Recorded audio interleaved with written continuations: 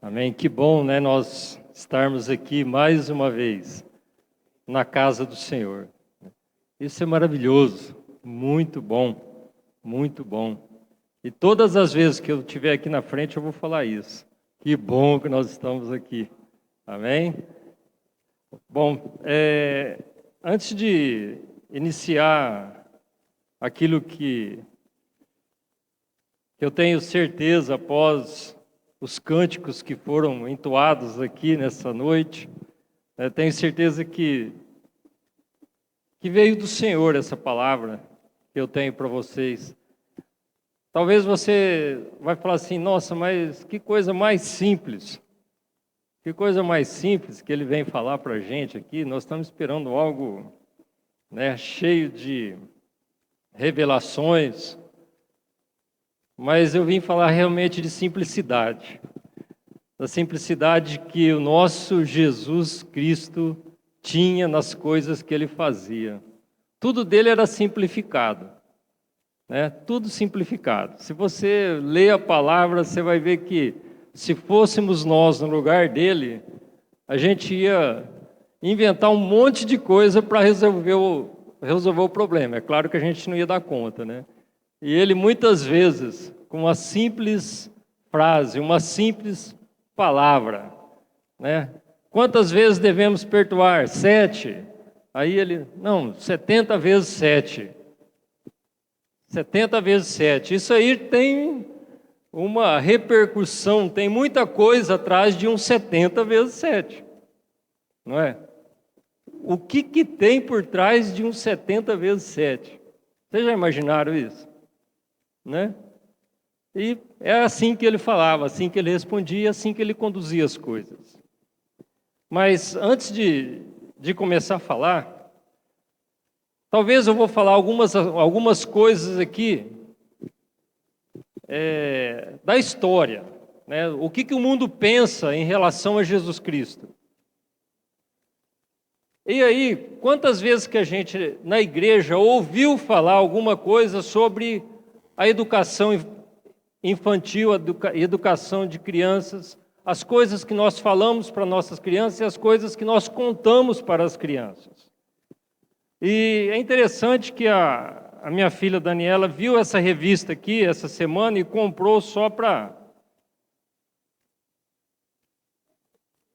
ler, porque é importante, ela tem uma nenezinha nova, super interessante, de editora Globo, se não me engano, ou é da Abril. Abril. Bom, o lado sombrio dos contos infantis. Quantas vezes nós cantamos ou cantávamos uma cantiga de ninar para os nossos filhos ou filhas e aí vem um pastor que qualquer aí, ou você ouve o irmão falar, isso daí não deve cantar para criança não, que não é bom. E a gente acha ruim, não é? Porque umas coisas, é para criança. Ciranda, cirandinha, vamos todos, Que mal tem nessas coisas. Papai foi na roça, mamãe foi trabalhar. E aí por diante, tantas coisas. Aí eu vi esses negócios aqui, eu falei, eu preciso falar isso na igreja.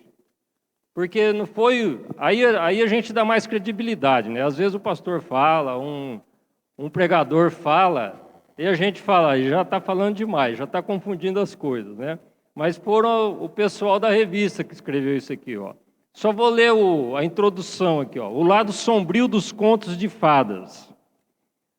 As inspirações históricas, as versões originais e os contos mais sangrentos dos livros infantis. Chapeuzinho Vermelho comeu a própria avó.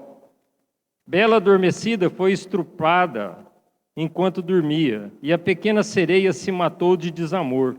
As histórias infantis originais são muito mais sangrentas do que as versões que você conhece, e não são apenas obras de ficção. Escondidas nos contos infantis estão pistas sobre o nosso passado histórico, uma época em que bruxas canibais e violência sexual faziam parte do dia a dia. Nas próximas páginas, você vai saber quais são os elementos que inspiraram os contos mais conhecidos do mundo e vai finalmente conhecer os finais, nem tão felizes, para os seus personagens favoritos. E aí, né, se você tem filhos, ou sobrinhos, ou alguém que você acha que deva, acha isso aqui importante, depois leia para que o nosso conhecimento seja maior em relação a essas coisas e para que nós realmente saibamos de todas as maneiras o que é melhor para os nossos filhos. Amém? Amém. Mas, falando de Jesus, nós na história, antes tem isso para mim falar, depois isso e isso, viu? Tá? Vocês não ficam com pressa, não. Hoje eu vou ler tudo. Mas, começando a falar da história e de Jesus, todos nós sabemos que nós tivemos grandes homens na história do mundo. Né? Se você lê história geral aí, leia histórias da ciência, como as coisas aconteceram, quais foram os grandes pensadores da história. Né? Você vai ver que teve grandes homens na nossa história. Grandes homens. Mas todos eles, você vai ver que ele deixou alguma coisa. Né? Se você vê lá no lado da física, você vai ver que Newton, tem as leis de Newton, foi o grande físico, o grande matemático. Galileu, depois tem Sócrates. Temos vários grandes nomes na história. Né? Mas tem um nome que dividiu a história, que foi Jesus Cristo. Né? Esse, realmente, ele foi, vamos dizer assim, aquele que, aos olhos dos homens hoje, aos olhos da ciência hoje, foi o menor de todos.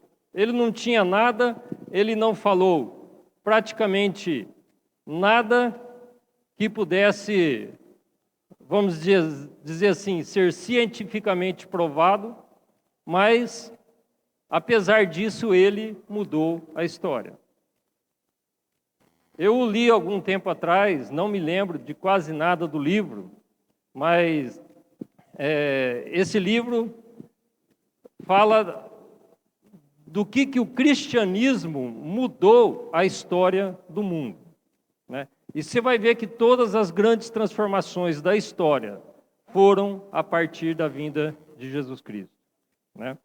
Mas o que é mais interessante disso tudo é que, se você for ler na palavra do Senhor, as coisas, como eu disse agora há pouco, as coisas que mudaram a história, que saíram do nosso Senhor, elas são aparentemente insignificantes.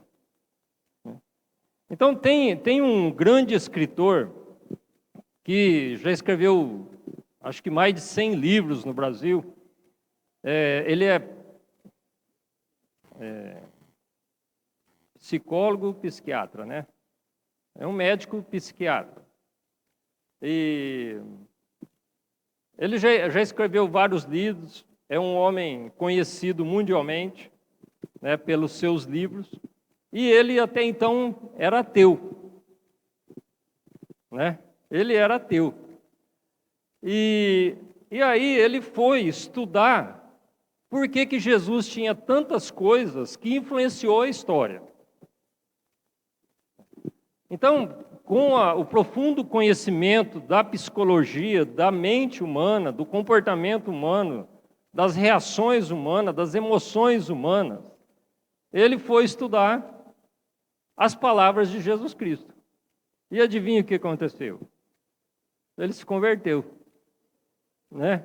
Ele se converteu, porque não tem, tudo tem explicação, mas as coisas de Jesus não têm explicação.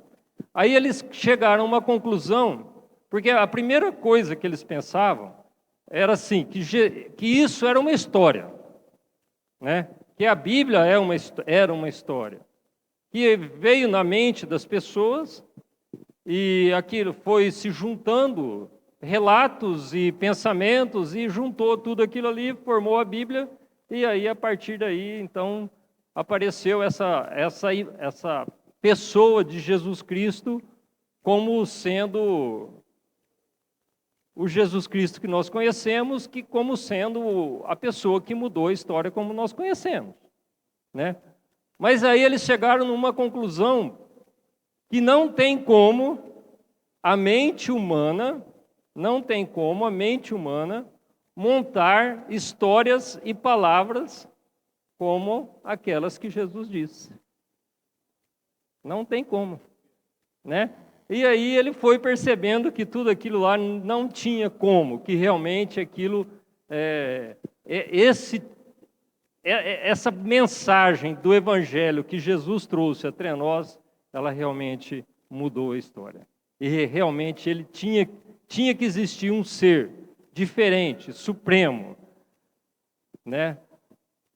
Além de todos os outros grandes nomes que existiram, que comprova que Jesus Cristo é o Senhor, né? Amém? Então,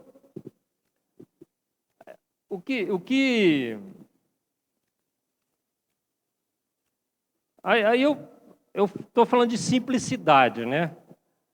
Aí tem tantas coisas na Bíblia que hoje realmente, sabe o que deu vontade? Eu comecei a ler a palavra do Senhor e comecei a ler o Evangelho de Mateus. Sabe o que dava vontade de pregar aqui? Ler a palavra, né? Dava vontade de ler a palavra, porque eu falo, como que um homem pode superar essas palavras que estão escritas aqui, né? E teve momentos que eu realmente chorei de estar lendo aquilo, e sabe quando a palavra entra no teu coração e ela vai mexendo profundo com você, eu achei maravilhoso, né?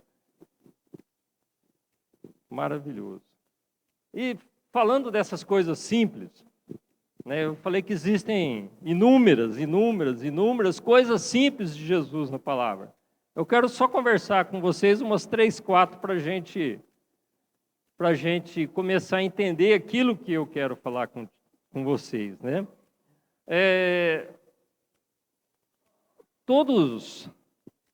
Se você for ver a história desses vários grandes homens da palavra, você vai ver que todos eles, a maioria deles tinha grandes alicerces financeiros, né? Eles estavam em lugares, geralmente,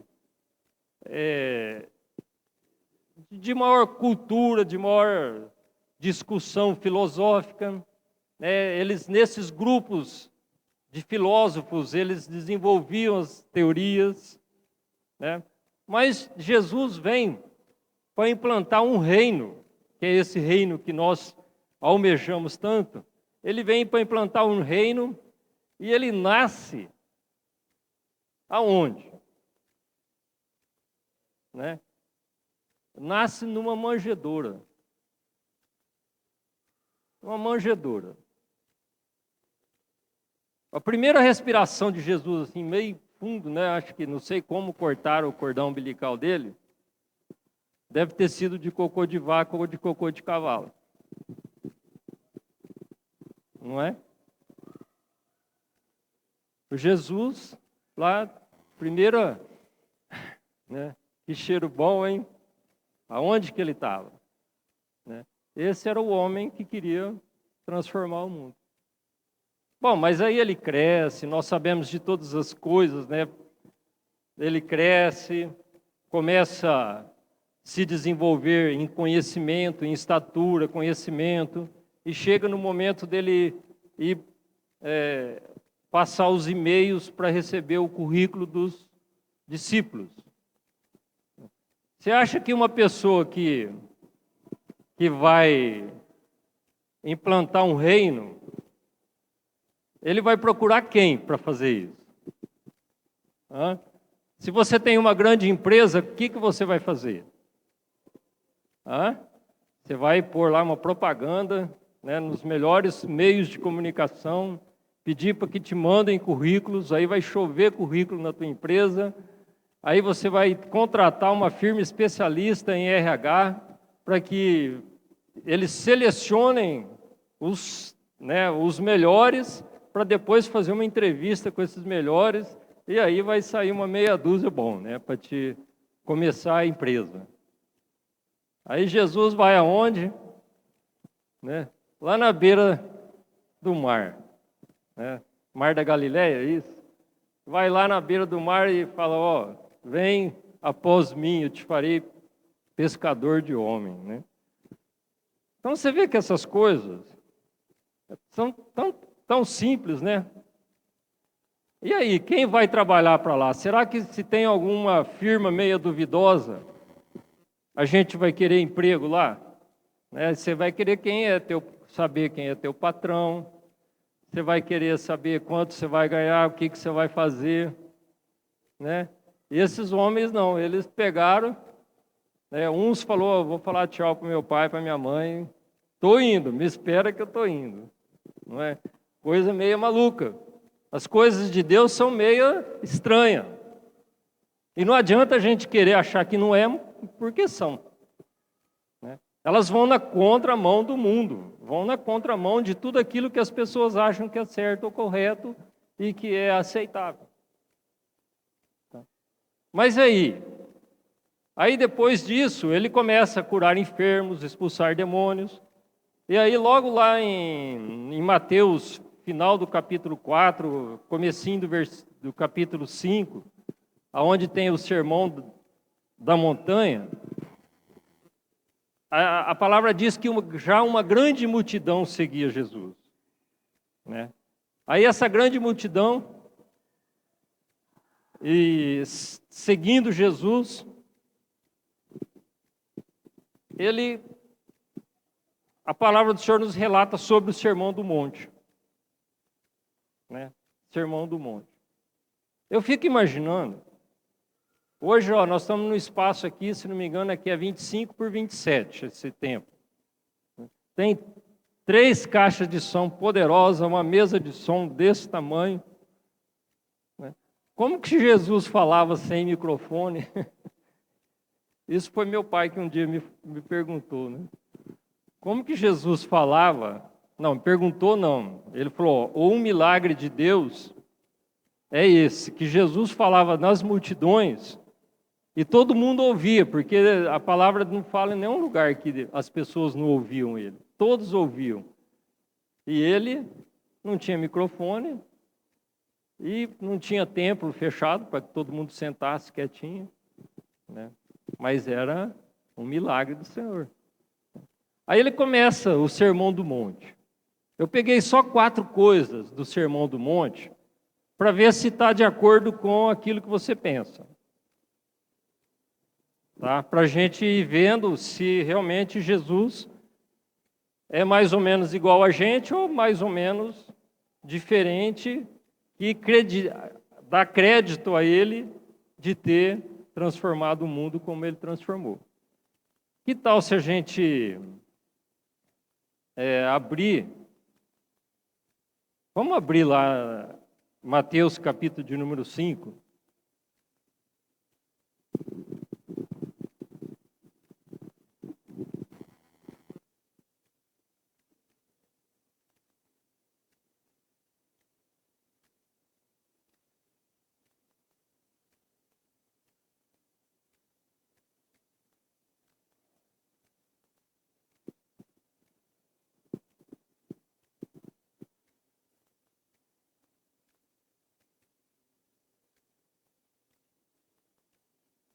Bem no comecinho do capítulo número 5, nós sabemos que vai o 5, o 6, o 7, falando sobre o Sermão do Monte. Né? Mas que tal se nós lermos aí o 5, 11 e o 12. Mateus, capítulo de número 5, versículos 11 e 12.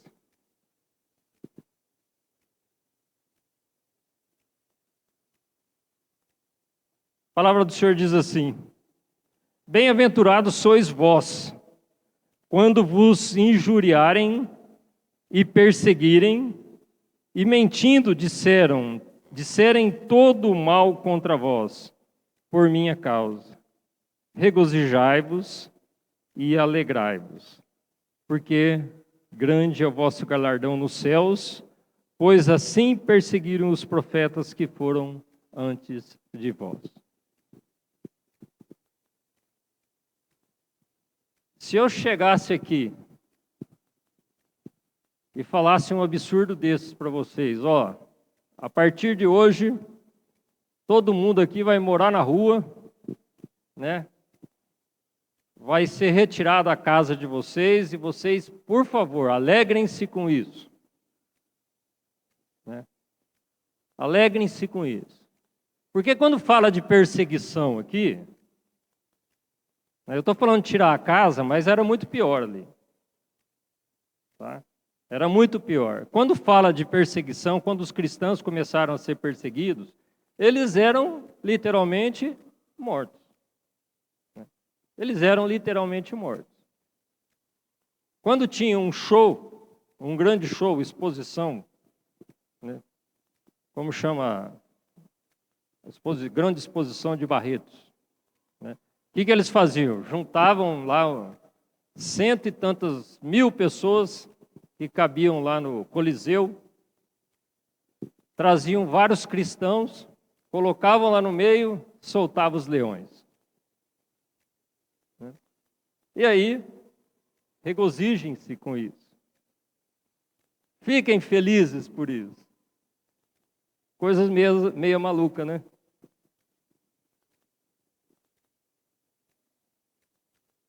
Se nós continuarmos aí, tem tantas outras, né?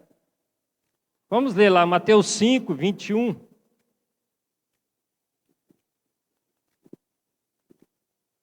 Não tem como a gente não ler tudo, gente. 21 até o 26. A palavra diz assim: ouvistes que foi dito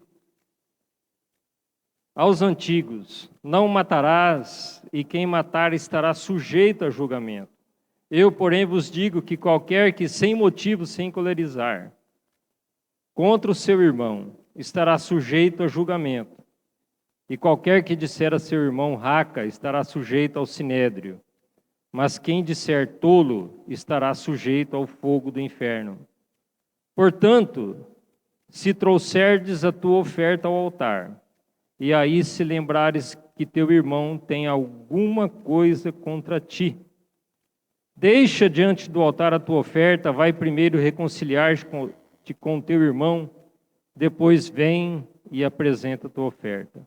Reconcilia-te depressa com o teu adversário, enquanto estás a caminho com ele, para que o adversário não te entregue ao juiz, o juiz ao oficial de justiça, e que te recolham à prisão. Em verdade te digo que de maneira nenhuma sairás dali enquanto não pagares o último centavo.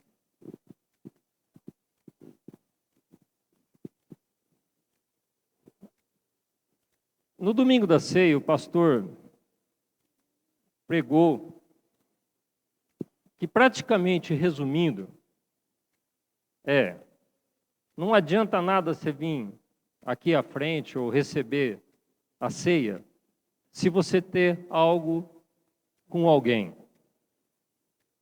Eu não sei o coração de cada um de vocês, eu não sei o que cada um de nós pensou, o que cada um de nós tem em particular.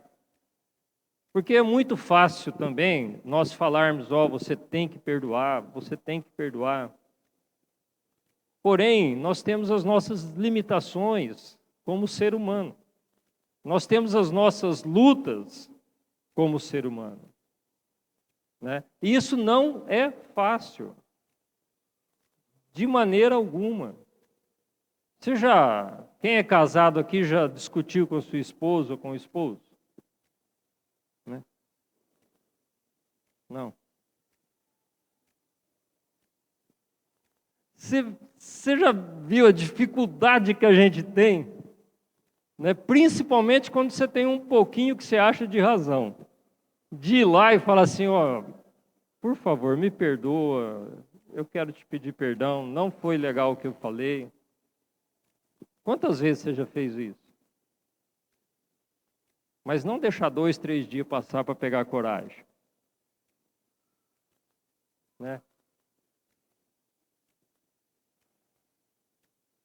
Depois a gente quer as bênçãos do Senhor, né? A gente quer as bênçãos do Senhor.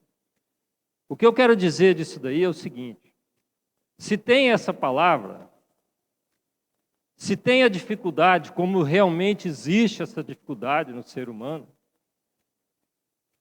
faz um esforço, faça algo, mas não fica parado. Né? Porque não adianta você falar, não, eu tenho um bloqueio comigo que eu não consigo de maneira alguma. Mas o que você está fazendo? Levanta e anda. Né? O que você está fazendo para procurar uma ajuda para tirar esse problema seu? Esse bloqueio que você tem de chegar nas pessoas e de realmente se consertar com elas. Então, eu tenho certeza que, pelo amor que Deus tem por cada um de nós, pelo amor que Ele tem por você, Ele não vai deixar que você perca, né, essa batalha. Mas você tem que levantar para trabalhar, para aprender e ver o que você tem que fazer e tomar atitude. Não adianta só ficar sentado reclamando, eu não dou conta, eu não dou conta, eu não dou conta. Quais são as suas indiferenças com as pessoas? Porque a palavra, nenhum tio vai deixar de se cumprir. Como nós falamos na escola dominical, a justiça do Senhor vai à frente. Que causa que você tem, que você quer que seja reconhecida diante do Senhor, sendo que a tua parte você não faz? Porque ele é bem claro aqui, ó, deixa a tua oferta, né? Deixa a tua oferta no altar, vai lá, resolve e volta. Aí tua oferta tem valor. Que adianta a justiça de Deus está à frente. A palavra dele não muda, não é? E a gente quer dar um jeitinho. Não, ó, Senhor, aceita a minha oferta aqui hoje. Não é só oferta monetária, não. Oferta de qualquer coisa que você vai dar para o Senhor. O Senhor aceita aqui hoje, que depois nós vamos dar um jeitinho naquele caso lá. Né? Deus não tem jeitinho. Mas essas coisas confrontam a gente, né? Isso aí confronta o eu. Confronta o eu. Amém? Outra coisa aqui.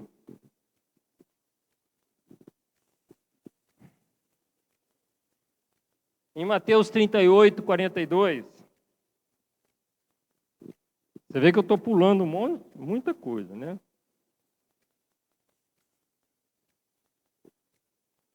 A palavra do Senhor diz assim, ouvistes... Espera aí. Mateus 5, 38 ao 42.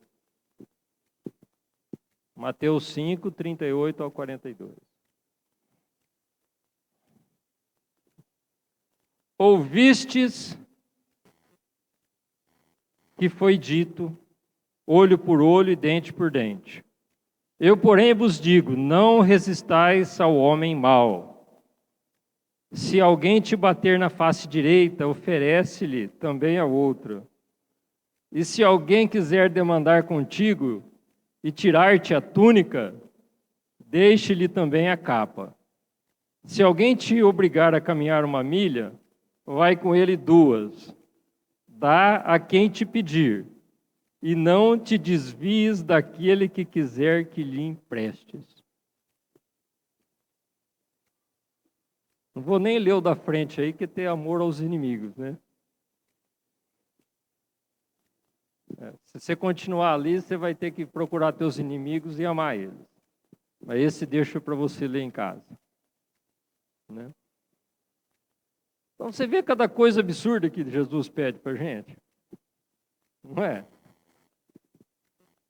Ele não batia muito bem, não, porque para escrever umas coisas dessas aqui, ó, não correr de quem vai pedir emprestado, né? Quando você sabe que alguém está precisando de alguma coisa que pode ser que você tenha, que você possa emprestar, ai, ai, ai.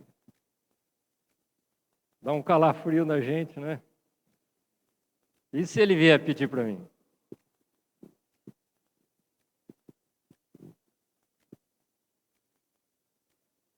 Se alguém, no 40, se alguém quiser demandar contigo e tirar-te uma túnica, deixa-lhe também a capa. Meu Deus.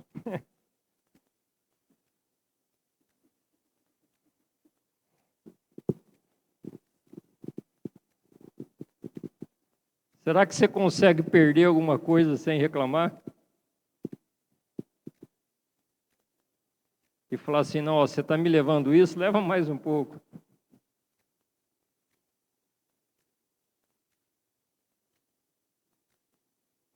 Agora, quem estuda, vamos dizer, o comportamento da sociedade, né, o comportamento da sociedade, a formação social das pessoas, né, o comportamento pessoal, isso, vai achar que isso aqui, bom, a gente que é crente, né, que conhece, já acha muitas vezes que é doidura, né?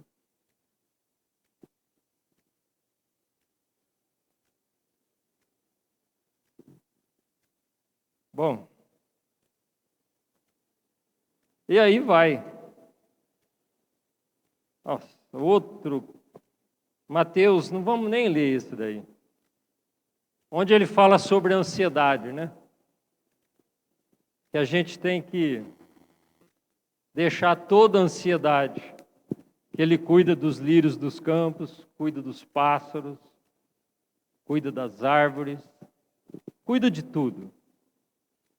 Mas aí a gente que acha que Deus cuida de tudo e se esquece de nós. A gente fica fazendo um monte de coisa errada. Um monte de coisa que a gente assumiu fazer, né? Todas as coisas erradas que a gente faz, a maioria das vezes a gente assume o risco. Muitas vezes a gente sabe o que está fazendo e toma atitude naquela direção. Algumas vezes a gente ou não tem consciência do que está fazendo e faz, né? Depois, é claro, nós vamos às vezes reconhecer aquilo que nós fizemos e voltamos atrás, pedimos perdão. Tem aquelas coisas que a gente já está na cabeça que acha que realmente é certo e você é ignorante em relação àquilo e você faz as coisas erradas, mas a maioria das vezes nós sabemos o que nós devemos fazer, né? A maioria das vezes.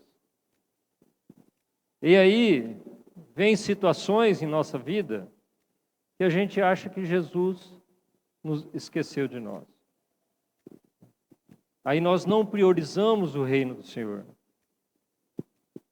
Aí ele fala, olha, cuida do meu reino e da sua justiça. E as demais coisas eu vou te acrescentar, né?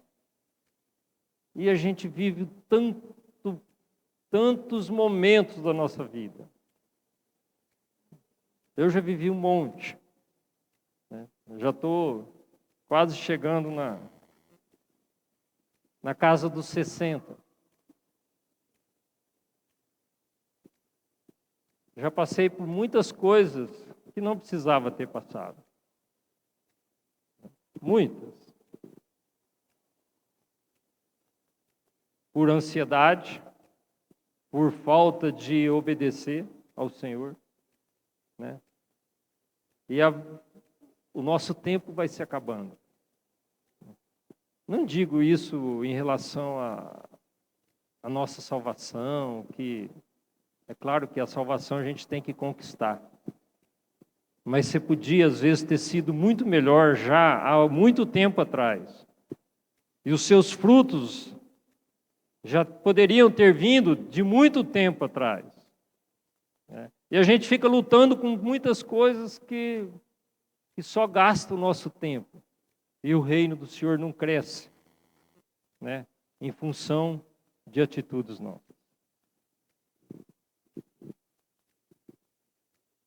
E aí vai. Aí a gente vê que eu chorei nesse versículo. Quando a gente começa a ler sobre a autoridade que Jesus tinha sobre tudo, né? Jesus tinha autoridade sobre tudo. Ele tinha autoridade sobre a doença, ele tinha autoridade sobre os demônios, ele tinha autoridade sobre a morte. Agora, o que me impressionou aqui, todos nós sabemos, né? Vamos ler lá Mateus 9, 2, 27. Aliás, 9, de 2 a 7. Mateus 9.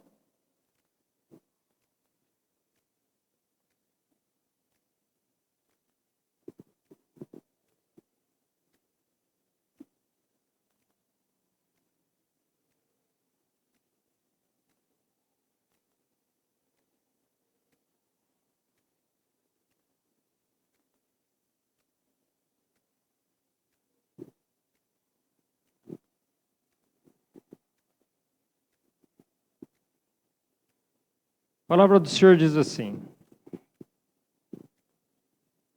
9:2, Mateus 9:2. Alguns homens lhe trouxeram um paralítico deitado num leito. Vendo Jesus tão grande fé, disse ao paralítico: Filho, tem bom ânimo, os teus pecados estão perdoados. Mas alguns escribas diziam entre si: Ele blasfema.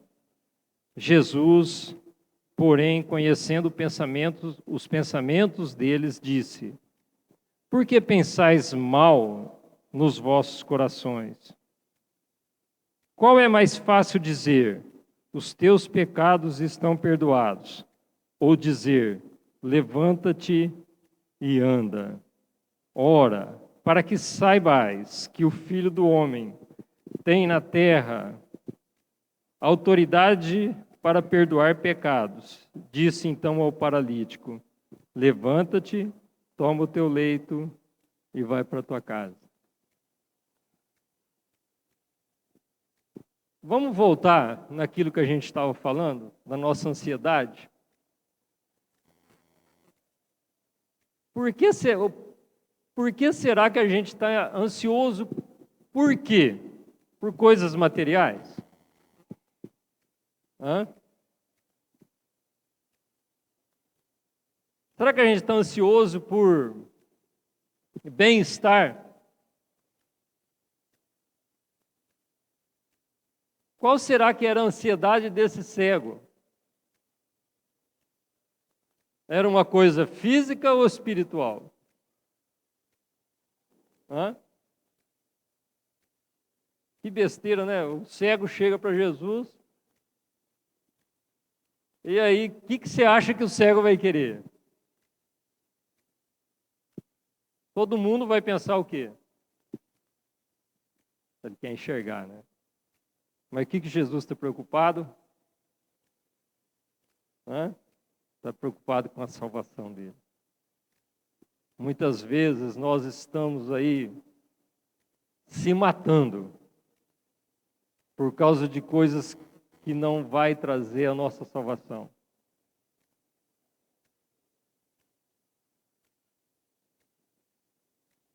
Esse texto é maravilhoso. Jesus, ele está preocupado com o seu pecado e com o meu pecado. Ele está preocupado com a sua salvação. E depois, ele vai se preocupar com as coisas que você precisa, para que você acha que você precisa. Né? E aí a gente vê esse poder maravilhoso. Né? Alguém pode duvidar, mas o que ele é de perdoar pecado? Que capacidade é essa? Né? Então, para ele é muito difícil, né? Então vocês acham que o que é mais fácil? Perdoar pecado ou fazer que esse cego enxergue? Então vocês acham que falar para enxergar é mais fácil? Então abra-se os seus olhos e enxergue.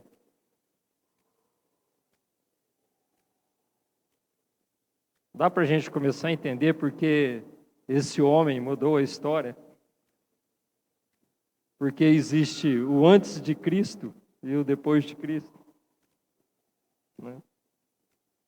Quem tem essa autoridade? Amém? E aí a gente vai seguindo, tem tantas coisas. Ele tem autoridade sobre a matéria, anda sobre a água, faz multiplicar pão, faz multiplicar peixe. E não é um por um, não. Não é um pãozinho, deu outro pãozinho. Né? Ele anda sobre as águas. Aí a filha de Jairo corre lá na presença de Jesus, minha filha está doente, muito mal, vamos lá para o senhor olhar ela. Aí chega alguém e fala, não incomoda o mestre não, ela já morreu.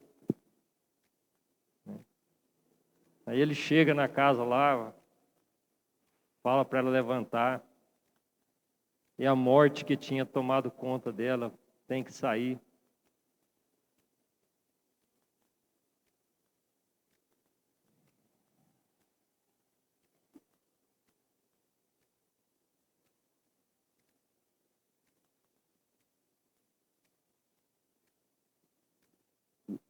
Outro texto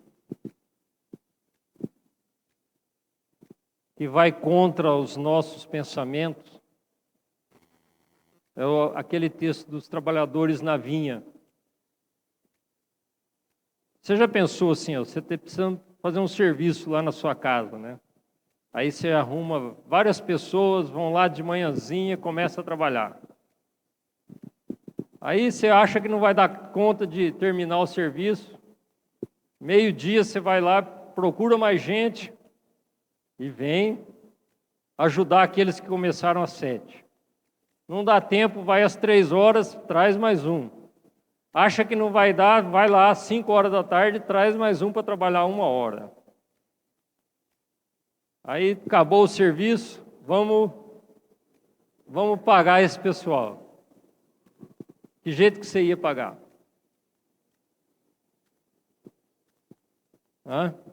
Eu sempre fui revoltado com esse texto aqui, quando eu lia. Eu falava, mas Jesus, está injusto isso aqui, né?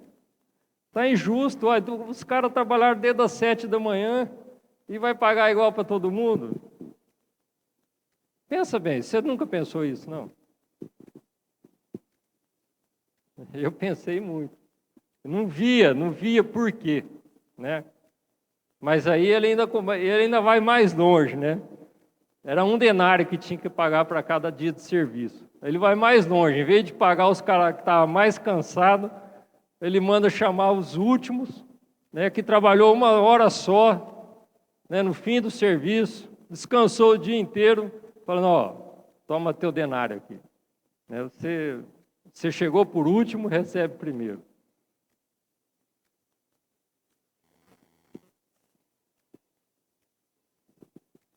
Bom, na verdade eu tinha várias outras coisas para falar desse Deus todo-poderoso, todo-poderoso. Mas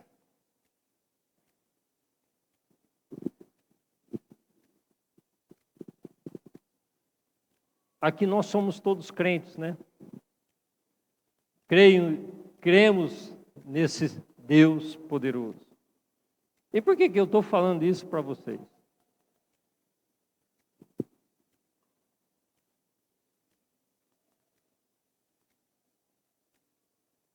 Eu estou falando porque a gente está cansado de ver coisas acontecerem entre nós, não na igreja, mas entre aqueles que dizem que conhecem o Senhor.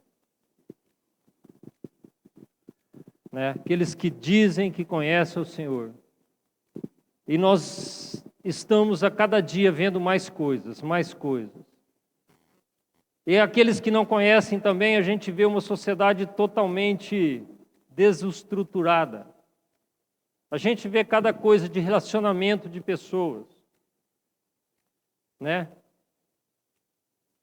Pai matando filho, filho matando pai. Nós vivemos numa sociedade que eu vejo assim, se você pensar bem, hoje nós somos meio escravos do sistema.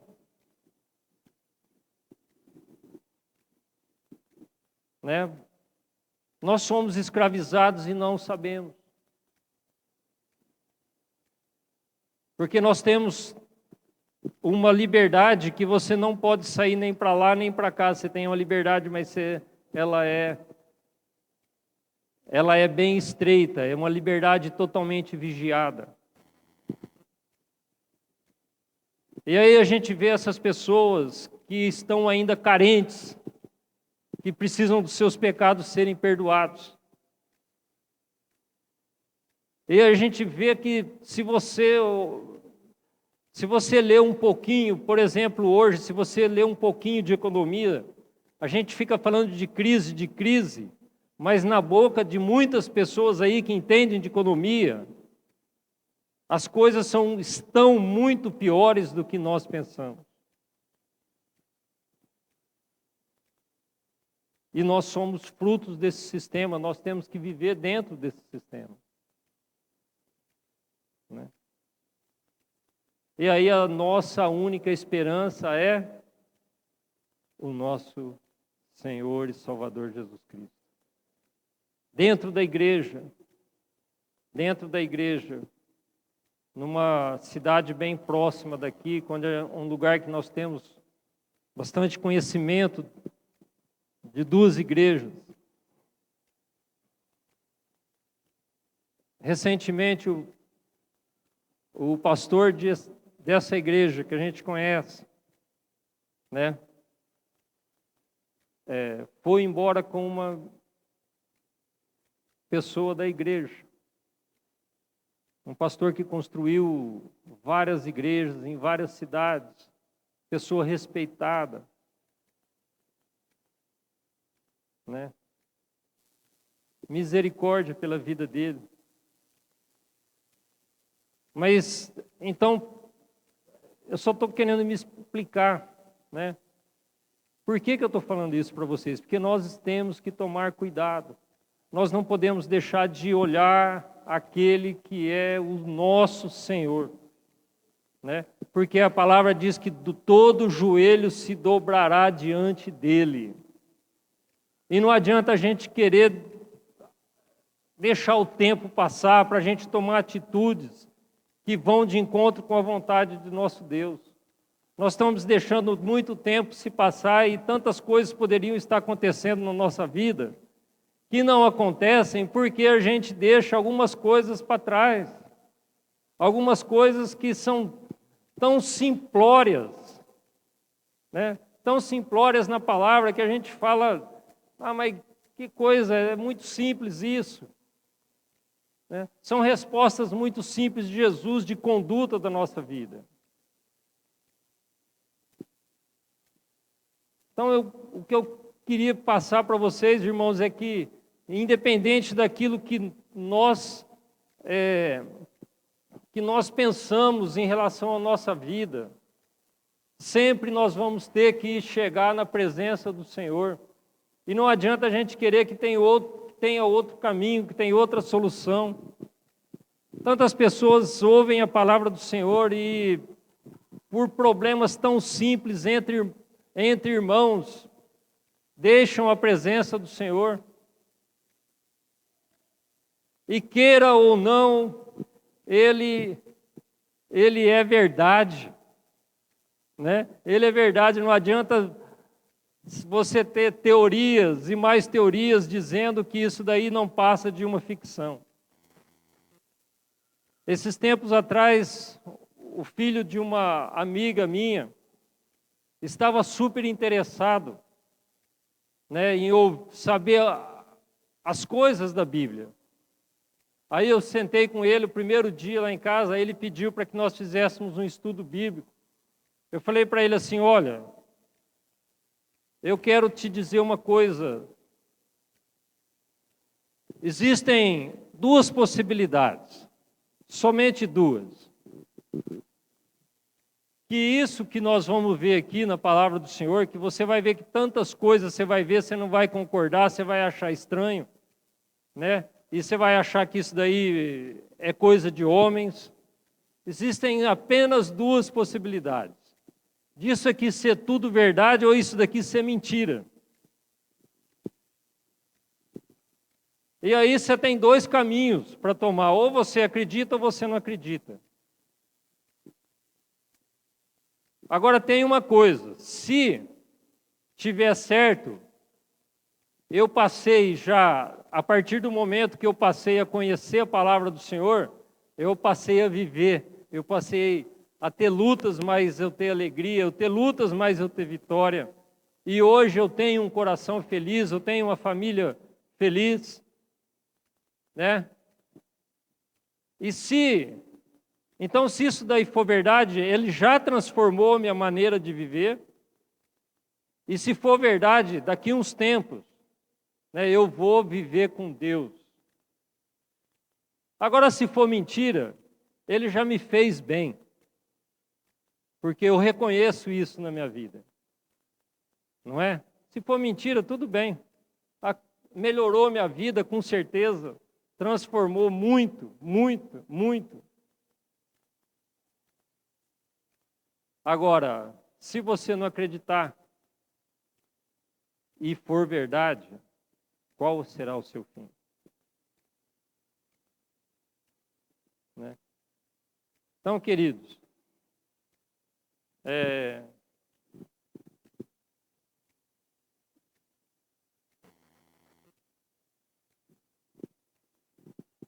nós não temos outro caminho. Tá? Nós não temos outro caminho. Mas o que eu quero te dizer é que nós fazemos parte desse povo, né, que esse grande homem veio transformar o mundo. Né? Tem momentos que a gente fala aqui as coisas, as pessoas às vezes acham até ruim. Né? Mas eu gostaria que você abrisse um sorriso bem grande. Né, saber que você foi um escolhido dele, e você está aqui, você aprende da vontade dele, você aprende do querer dele, né? E eu tenho certeza que a tua vida já foi transformada, e não foi melhor, porque muitas vezes nós não deixamos que essas coisas sejam melhores na nossa vida, né? Sejam melhores nas nossas vidas. E com certeza, ele te ama muito, muito. A palavra do Senhor diz que qual é o pastor que, tendo 100 ovelhas, apenas uma se desgarra do rebanho, e esse pastor não deixa todas as 99 e vai apenas atrás daquela que está desgarrada. Né? Então, com certeza Deus tem uma grande obra na sua vida. Tá? Com certeza Ele te ama de uma maneira que nós não entendemos. Não adianta alguém querer chegar aqui e falar, ó, Deus te ama desse tanto. Mas Ele te ama. Ele te ama. E a única coisa que eu quero te falar, não perca tempo. Não perca tempo. Ele é o nosso Senhor. Ele é o Rei dos Reis. As duas primeiras canções que foram cantadas aqui, né, fala que Ele é o Senhor dos Senhores. Né? A segunda, eu até escrevi aqui, sobre todos é Senhor. Tu és soberano sobre a terra, sobre os céus, Tu és Senhor absoluto. Amém? Então você pode pôr um sorriso bem grande aí no seu rosto, saber que você é fruto desse homem que transformou o mundo, fruto desse amor que mudou a história e que vai continuar mudando. E que apesar de muitas pessoas, de toda a ciência querer ir contra isso, não tem como. Não tem como. Amém? Vamos ficar de pé. Querido, eu só queria que você entendesse que quase todas as coisas que Jesus pediu para você fazer, né, depende apenas de uma atitude sua. Depende apenas de uma atitude. Ele já tem falado com cada um de nós. Ele já tem falado. E está dependendo muitas vezes de uma atitude tão simples sua, né, para que você viva de uma maneira muito mais intensa na presença dele do que você vive hoje. Não deixa isso para depois, não. Não deixa para depois. Né? Procure. Eu sei que, eu já falei isso, eu sei que nós temos as nossas limitações, mas eu tenho certeza que se você às vezes não consegue com a palavra, tem tantas pessoas que podem te estender o braço, a mão, né, e te dar um caminho, te dar abrir os seus olhos, ajudar você a abrir os seus olhos e você superar todas as coisas que te impedem, né, de você estar mais próximo do Senhor. Amém? Amém. Vamos orar. Senhor Deus, Pai Todo-Poderoso, nós queremos te agradecer, Senhor. Queremos te agradecer com muita alegria no nosso coração, porque nós sentimos o nosso coração muito alegre quando nós falamos do teu senhorio sobre todas as coisas, sobre o teu poder, sobre a maneira com que o Senhor transformou o mundo, ó Pai. A maneira com que o Senhor resolve as coisas que a gente vê na tua palavra, com palavras simples, com palavra que faz com que todas as pessoas ao seu redor se calem, Senhor. Ô Senhor, quando o Senhor disse para aquela mulher adúltera, aliás, quando estava ela na presença do Senhor, o Senhor disse para as pessoas, aquele que não tem pecado, atire a primeira pedra, Pai. Se fôssemos nós no lugar, mesmo que a gente fosse inocentar essa mulher, eu não sei que palavras que eu teria diante dessas pessoas, Senhor. Mas o Senhor é o Senhor dos senhores, o mestre dos mestres. O Senhor reina sobre tudo, Pai, e o Senhor conhece o nosso coração. O que eu te peço nessa noite, Senhor, é que o Senhor possa estar olhando dentro do coração de cada um de nós, cada um dos meus irmãos queridos, e veja, Pai, as dificuldades que nós temos em nos aproximarmos mais de Ti, Senhor. Ô Senhor, o Senhor só promete coisas maravilhosas para nós, Senhor. O Senhor sempre está com suas mãos estendidas, mas o nosso eu, Senhor, faz com que nós nos afastemos muitas vezes do Senhor. Ó Pai, que nós possamos abrir os nossos olhos, realmente abrir os nossos olhos e enxergarmos, Senhor, os Teus caminhos de uma maneira diferente. Não deixe que nós percamos mais tempo na Tua presença, Senhor. Oh, como é bom, Senhor, estar perto de Ti, reconhecer as Tuas maravilhas, e isso faz com que nós queremos cada vez mais chegar perto de Ti, Senhor. Porque temos coisas mais maravilhosas, coisas insondáveis para receber de Ti e não deixe que coisas pequenas e banais nos tirem da tua